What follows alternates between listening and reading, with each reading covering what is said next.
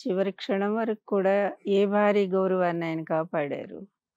అంటే ఆమె మంచిదైతేనే కదా! ఆయన అలా తన భార్య గౌరవం కోసం నిలబడగలిగేది. ఇప్పుడు బయట వాళ్ళు తప్పు చేసింది బయట వాళ్ళు. పదవి లాగింది వాళ్ళు. అవమానం చేసింది వాళ్ళు. ఆయన బ్యాంకు ఖాతాలన్నీ స్తంభింప చేసింది వాళ్ళు. అవును. మా పార్టీ నుంచి సస్పెండ్ చేసింది వాళ్ళు. ఇవన్నీ కూడా ఓపెన్‌గా ఉన్నాయే గదండీ! అవును. అవును. ఇవి ఆరోపణలైతే కాదుగా. కాదు. నిజాలే. నిజాలే గదా! వాస్తవం జరిగినయే కదా! అవును. చివరి క్షణాల్లో ఎన్టీఆర్ గారు ఎవరి మీద కోపం తెచ్చుకున్నారండి? చంద్రబాబు మీదే కదా! అవును. అవును. ఆడియోలు, వీడియోలు అన్నీ కూడా ఆయన రిలీజ్ చేశారు కదా!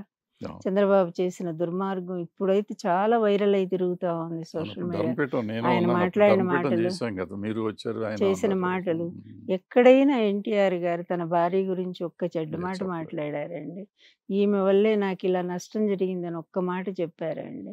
మరి వీళ్ళు ఎంతమంది ఏం మాట్లాడితే నాకెందుకండి భరద్వాజ్ గారు? హ్మ్. అసలైన మనం ఎవరినైతే దేవుళ్ళలాగా చూస్తున్నామో, ఎవరినైతే అభిమానిస్తున్నామో, ఆ వ్యక్తి నా భార్య దేవత లాంటిదని చెప్పినప్పుడు, ఆ సర్టిఫికేట్ ముందు వీళ్ళు మాట్లాడే మాటలు ఎంతండి?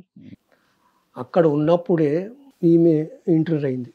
లక్ష్మీపార్వతి అసలు ఆమె వచ్చింది బుర్రకథ చెప్పనీకి. బుర్రకథనా జీవిత చరిత్ర ఏమో రాస్తా అది తర్వాత మాట.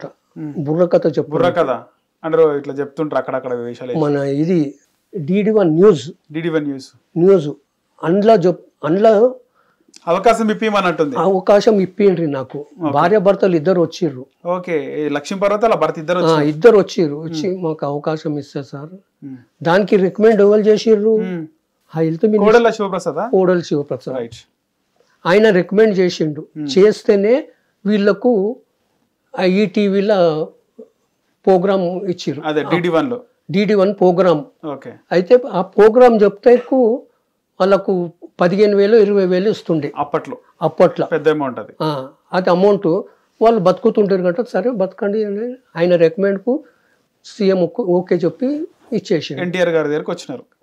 అట్లా ఇదైపోయింది, పరిచయం అయిపోయింది. ఆ పరిచయం తర్వాత ఎలక్షన్ మూమెంట్, ఇప్పుడు ఎలక్షన్ మళ్ళీ ఎలక్షన్లు ఉన్నాయి. ఎలక్షన్లో వీళ్ళకు ఇద్దరికి అరే వీళ్ళు ఉన్నారని వాళ్ళని పిలిచిండు. పిలిచి మీరు నా విషయంలో కొన్ని బుర్రకథగా చెప్పుర్రి అని ఆ స్కీమ్ అంతా రాసిస్తాడు ఆయన. ప్రజలకు ఉద్దేశించి చెప్పండి. ప్రజలకి అది రాసి ఇచ్చింది, అది చదవాలి బుర్రకథ.